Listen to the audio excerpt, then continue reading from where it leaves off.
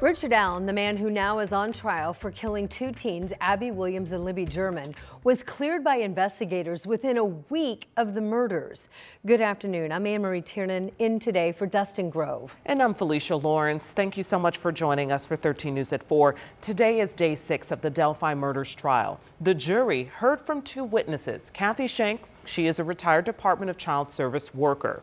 Jurors also heard from Captain Dan Delan with the Department of Natural Resources. Now, Shank was a volunteer in the investigation, and she testified to handling nearly 14,000 tips. She also said she remembered a folder labeled Richard Allen Whiteman that was later corrected to Richard Allen, who self-reported to being on the trails the day the teens were killed. That folder then was marked cleared. The captain was up next. He interviewed Allen 5 days after Abby and Libby were killed. Allen again admitted to being on the Monon Bridge the day the girls were killed. He said he actually saw 3 girls, but was more focused on his phone. It's also interesting to note that this was the first time that Richard Allen's name was mentioned since the opening statements that occurred last Friday, October 18th. We have much more coming up here on 13 News at 5 o'clock. And don't forget, every night we have our Delphi debrief. This is really a great way for you to catch it weeknights during the trial. All the details on WTHR Plus. It's at 10 p.m. To watch it, you can download WTHR Plus using Apple TV, Amazon Fire Stick, and also Roku.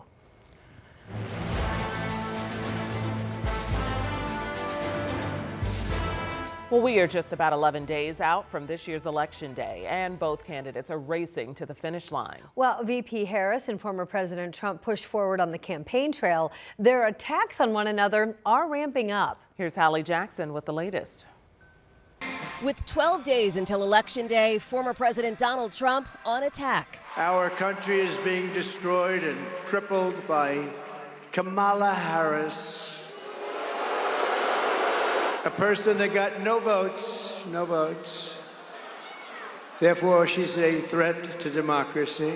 That's as former Trump officials and the Harris campaign highlighted why they see him as an existential threat after Mr. Trump's former chief of staff, General John Kelly, told the New York Times earlier this week Mr. Trump falls into the general definition of fascist. Vice President Kamala Harris responding at a CNN town hall. He's just putting out a 911 call to the American people. Mr. Trump blasting Kelly as tough and dumb, saying he made up a story out of pure Trump derangement syndrome. The vice president asked directly, "Do you think Donald Trump is a fascist?" Yes, I do.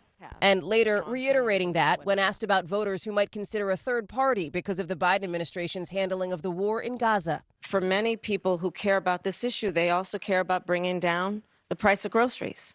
They also care about our democracy and not having a president of the United States who admires dictators and is a fascist. Mr. Trump, for his part, ramping up the rhetoric. You have to stand up and you have to tell Kamala Harris that, Kamala, you've done a horrible job.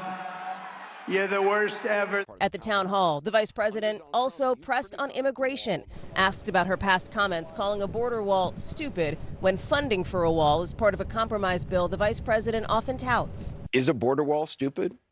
Well, let's talk about Donald Trump and that border wall. So remember, Donald Trump said Mexico would pay for it? Come on, they didn't. It does call for $650 million that was earmarked under Trump to actually still go to build the wall. I'm not afraid of good ideas where they occur. So you don't think it's stupid anymore? I think what he did and how he did it did not make much sense. All right, well, you can watch the candidates for Indiana's governor square off right here on Channel 13. The final debate between the 3 candidates airs tonight at 7 o'clock. And because of that, Wheel of Fortune and Jeopardy are moving to MeTV. That's at Channel 13.3. And both of them will be airing there on their normal times. All right, let's take a look outside. Here's our beautiful skyline. It has been beautiful day after day after day after day, which is wonderful. So thank you.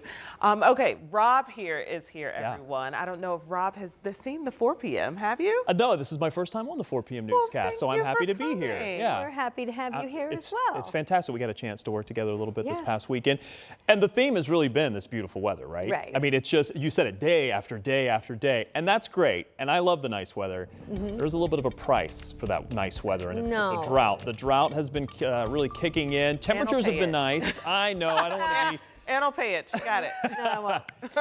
Temperatures, they cooled down quite a bit. We actually are a little bit cooler than where we were yesterday, but to be honest, this is pretty close to where we should be for this time of year. Temperatures into the 60s, 62 is the average high, so even though our temperatures have dropped from where they were yesterday, this is closer to average for this time of year. We've been a little bit spoiled. We've seen the numbers go about 5 to maybe as much as 15 degrees cooler than where they were yesterday at this time, so some cooler air has definitely moved in from yesterday, and now I think as we get into the evening, this is another one of those crisp, cool nights. You know the situation. Once we lose that sunshine, the temperatures very quickly will get out of the 60s. We'll go into the 40s for our overnight lows. I do think there's going to be quite a variability in some of the overnight low temperatures. Maybe even some mid to low 40s for some of you, but a few locations may be stuck right around 50 degrees. So there's going to be that variability for tomorrow.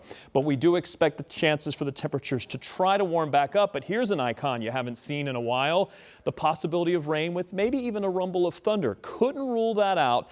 Now, while the chance is there during the day tomorrow, I'm not necessarily optimistic that it's going to be a lot of rain that will come from it. Temperatures are going to be warmer than average. We definitely could use the rain because we're looking at about 2 inches of deficit for the month of October. Coming up, I will talk about the rain chances for tomorrow, but there's an even better chance next week that I'll get to in the 7-day coming up. All right, Robin, here's your check of traffic. Here is a wide shot of what's going on in our area right now. We're seeing some slowdowns on the north side of 465 and, of course, a slowdown on I-70 on the south side of downtown headed eastbound. All right, so here's a couple cameras we want to show you. Here's a look at I-69 at 106th Street. Things are going all clear on the northeast side. And then, of course, we have a look at 465. This is a look at Pendleton Pike. Things are a bit heavier on that side of town, but things are still moving. We'll keep an eye on traffic for you. Right now, we are looking ahead, and we are just 29 days away from the opening of a really new big event center in Fishers. And today, 13 News got an inside look as crews work to put on the finishing touches. The new state-of-the-art event center seats about 7,500 people.